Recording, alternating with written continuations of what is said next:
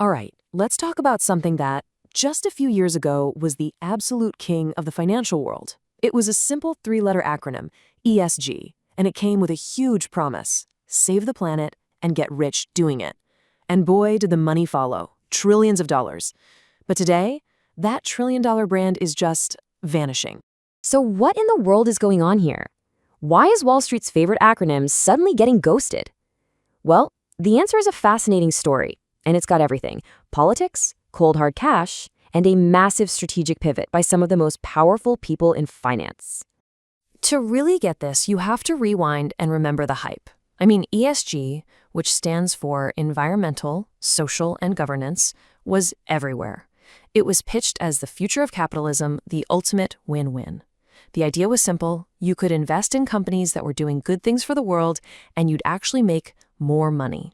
What's not to love, right?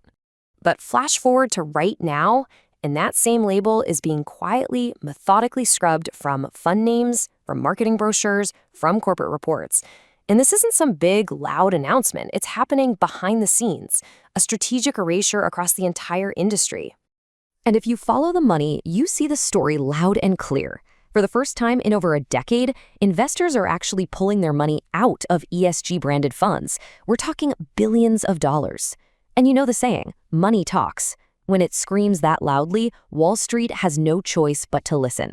So what caused this huge reversal? Let's break it down. First up, the big one. It got political, really political. What started out as a simple investment strategy got thrown right into the middle of a fierce cultural battle. It became a political football.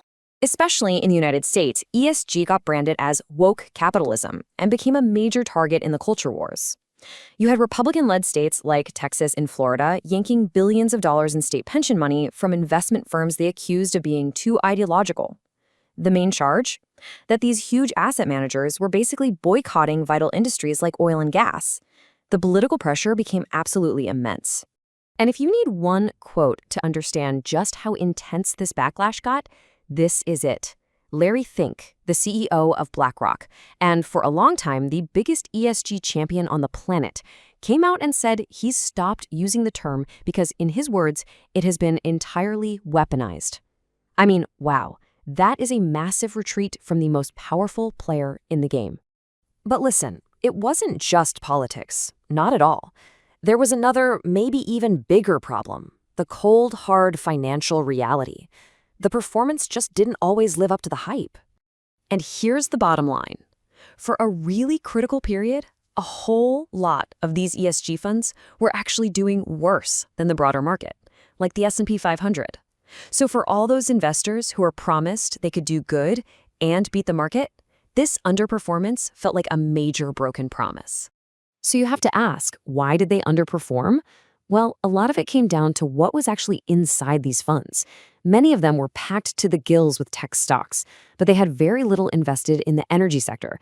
So when tech stocks slumped and energy prices went through the roof, especially after the invasion of Ukraine, ouch, those funds took a really big hit. And all this underperformance brought a really important kind of old-school legal concept roaring back into focus: fiduciary duty. It's a fancy term for a simple rule. If you're managing someone else's money, your primary legal obligation is to maximize their financial returns. When ESG strategies started costing clients money, it became a potential legal risk.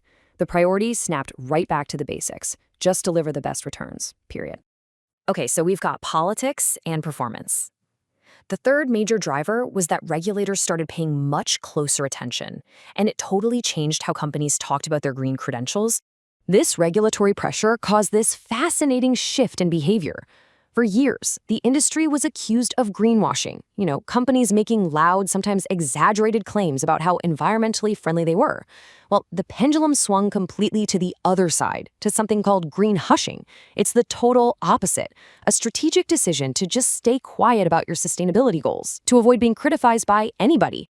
And the motivation was simple: pure risk avoidance. Regulators in both the US and Europe started cracking down hard, levying multi-million-dollar fines for misleading claims. All of a sudden, that public green chest thumping just wasn't worth the legal and financial headache. It was way safer to just fly under the radar. So let's put it all together. You've got the political backlash, the shaky performance, and the regulatory heat.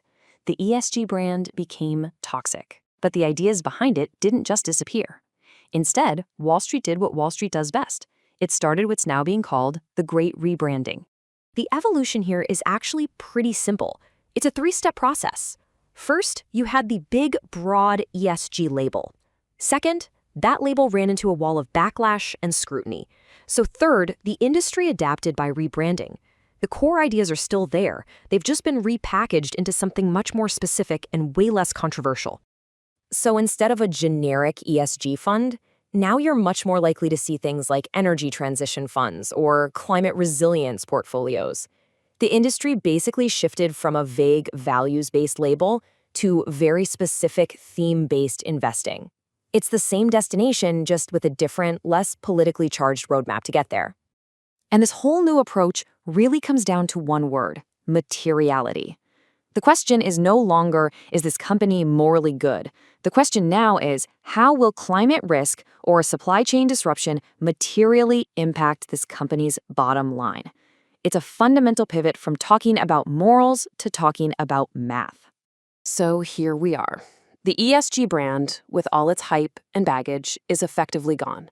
But the underlying issues, climate change, the energy transition, they are more real and more urgent than ever, which leaves us with a final, really interesting question. Is this the death of sustainable investing? Or is it just the moment it finally grew up and got a whole lot smarter?